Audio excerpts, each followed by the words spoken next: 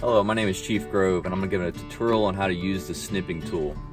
Under the search windows, over here on the left hand side, type in snipping tool.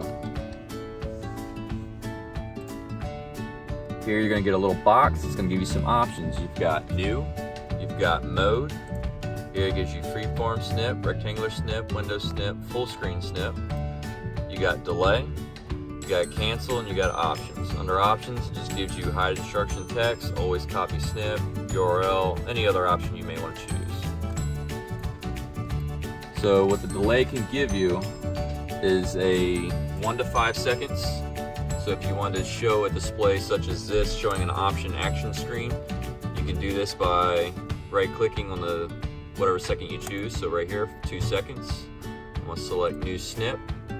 Say I want to highlight this. Now I have 2 seconds to set this up.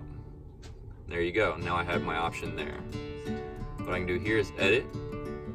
Go ahead and copy it. Take it down to Microsoft Word. And here I can right click, paste it, and here's my image. Now with my image, I can wrap it with the text. I can put behind text, in front, top, bottom, through, tight, square, and align with. So if I do behind text, I can slide this up, and there you go, it's behind my text. So if I want to change another option, we can go through tight, right here, it moves the font around the picture there.